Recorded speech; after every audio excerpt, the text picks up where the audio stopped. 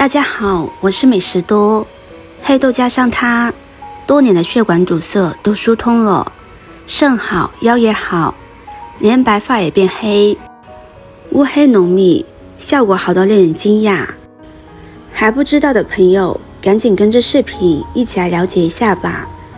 首先，我们准备适量的黑豆，把里面坏的还有虫眼的全部挑干净，坏的留下来会影响口感，导致黑豆吃起来是苦涩的。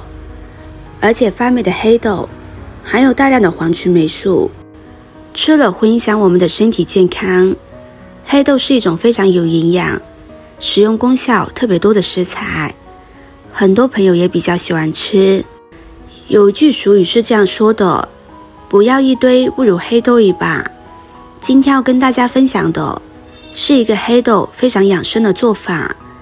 不知道大家有没有发现，黑豆外皮都是乌黑色的，但内馅的颜色却略有不同。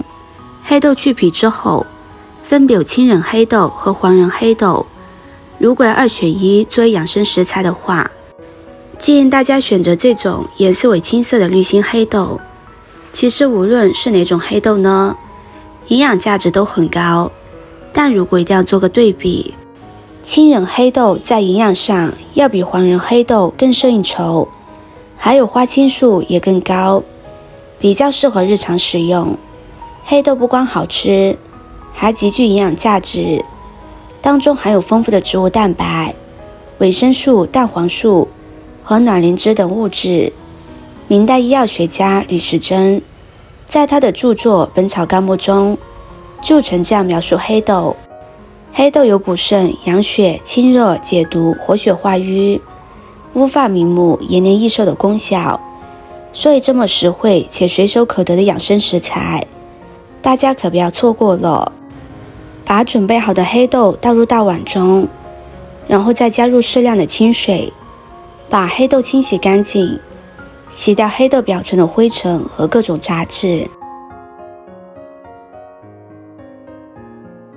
洗干净之后，把脏水倒掉，再加入清水，再漂洗一遍。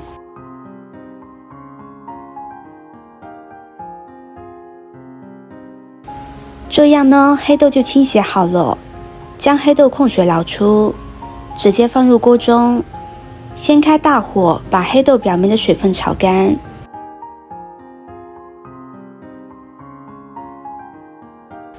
大概1分钟之后，黑豆表面的水分就炒干了。现在转中火，继续保持中火翻炒，不停地翻炒，炒出黑豆的香味，一直炒至黑豆裂口。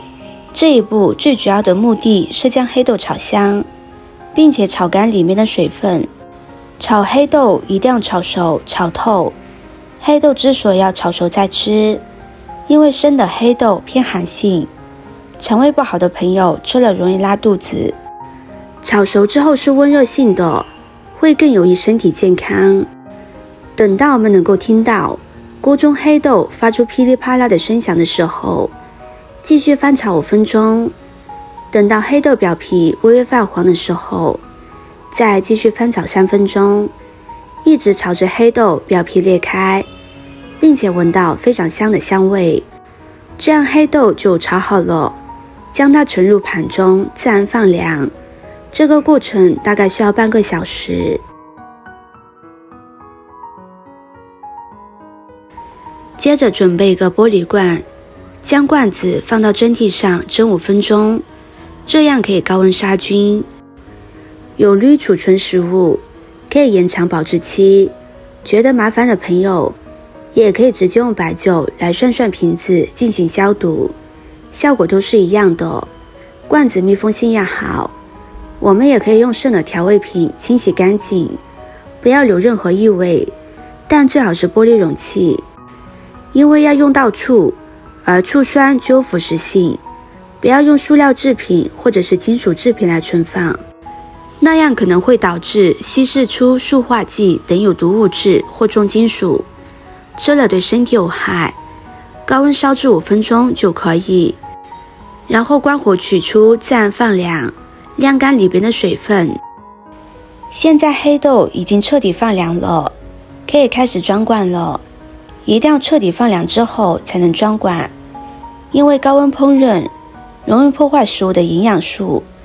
朋友们、家人们，视频看到这里了，麻烦您帮忙点一个免费的 like， 对你来说只是举手之劳，对美食多来说可以高兴的睡不着觉。现在这个视频就辛苦你帮美食多点赞转发一下吧，非常感谢大家的支持和鼓励。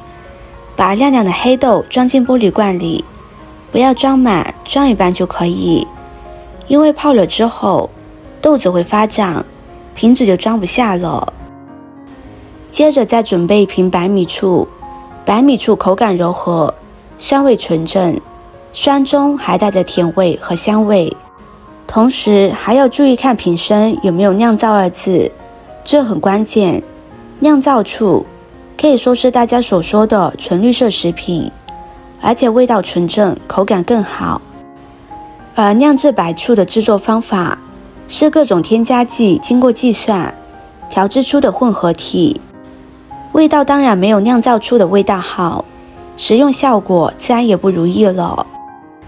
现在将白醋倒入黑豆中，醋的量最好没过黑豆，因为用醋泡的时候黑豆的体积会明显膨胀很多，醋和瓶口的位置要保留1厘米左右的位置，避免后期膨胀溢出来。这里大家承受不了太酸的口感，也可以加入几颗冰糖缓解口感，然后盖上盖子，放在阴凉的地方，差不多1到2周的时间。看到黑豆将醋吸收膨胀后就可以吃了，每天吃5颗就可以，不要吃太多。打开之后可以放在冰箱中保存。这样的黑豆做起来非常简单，吃起来营养又健康，有很多的实用功效。醋泡黑豆相信很多朋友都听说过，也算是非常普通的家常菜。但是大家可别小看这样一道简单的家常菜，其实它有着非常惊人的养生功效，也被中医誉为治疗肾虚的黄金秘方。尤其是肾脏虚弱的朋友们一定要学起来。黑豆中含有非常全面的营养素，其中不得不说它含有的花青素是一种非常强大的氧化剂，可以帮助人体去除自由基，避免细胞被有害物质破坏，可以起到美容减肥、补肾明目、乌发等功效，尤其对有效改善便秘、高血压、高血脂、腰酸腿痛、糖尿病、前列腺病、白头发、冠心病等疾病。长时间看电脑的朋友们，出现视力下降、眼睛疼痛、眼睛干涩、头晕、头痛等症状，吃黑豆可以有效的帮助改善。而且醋可以软化血管，同时豆醋呢也是一种天然的食物，不是药物。喜欢的朋友可以收藏起来试试，坚持一段时间，我们就能够收获惊喜。